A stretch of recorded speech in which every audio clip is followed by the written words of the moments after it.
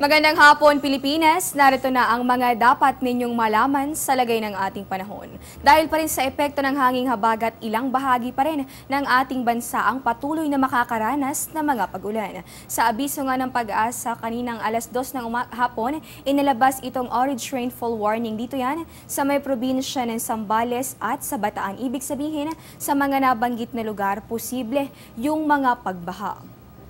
Pinag-iingat din yung mga residente, lalong-lalo na yung mga nakatira sa mga mabababang lugar dito sa atin sa Metro Manila, Cavite, Tarlac, Pampanga at Bulacan na sa ngayon ay nasa ilalim nitong yellow warning level ng Pag-asa. At sa puntong ito, check naman natin yung magiging lagay ng panahon sa mga susunod na araw.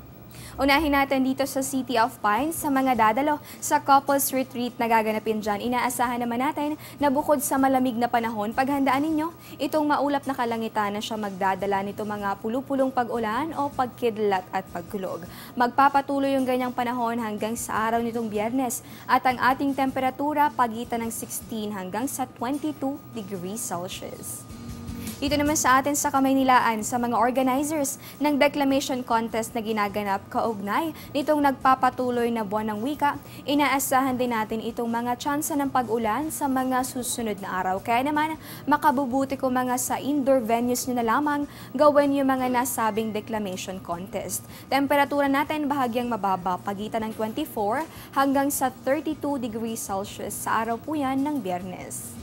Sa mga tour guides naman sa bahagi nitong Santo Niño Church, huwag kalilimutan magdala nitong panangga sa bahagyang maalinsangang panahon. Bukas yan hanggang sa araw ng Huwebes. Pero pagsapit nitong Biyernes, palitan na yung mga inyong dadalhin ng panangga sa mga pag-ulan. Ang ating temperatura, pagitan niya ng 25, posibleng umabot sa 33 degrees Celsius.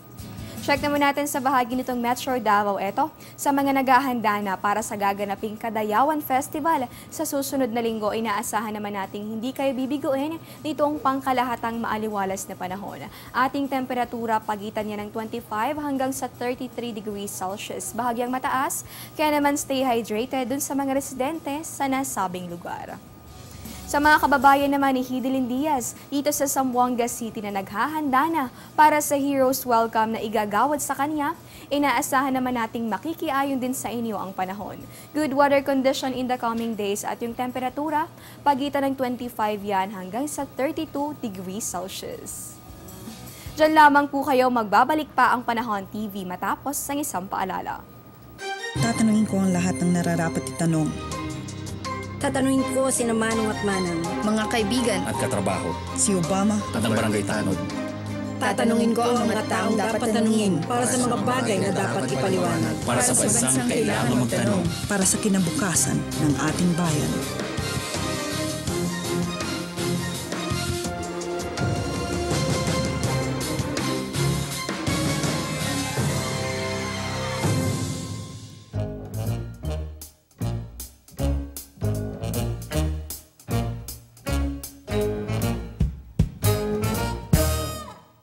Sa ating namang ulat kalusugan na itala ng Department of Health, ang pinakamataas na kaso ng HIV sa bansa mula noong 1984. Batay sa talaan ng HIV/AIDS Registry ng Pilipinas, umabot na sa 841 na kaso yung naitala noong Hunyo na mas mataas ng 9% sa kaparehong buwan noong nakalipas na taon.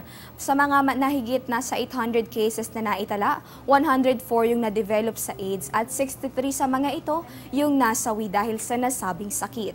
Ang HIV at AIDS ay mga nakamamatay na sakit na kadalasang nakukuha sa hindi protektadong pakikipagtalik. Nagpapatuloy naman yung mga proyekto ng pamahalaan laban sa nasabing sakit. At yan po muna ang latest mula rito sa Pag-asa DOST. Ito po ang Panahon TV kung saan walang pinipiling panahon ang pagbibigay impormasyon. Ako po si Desiree Jonio. Magandang hapon po sa inyong lahat.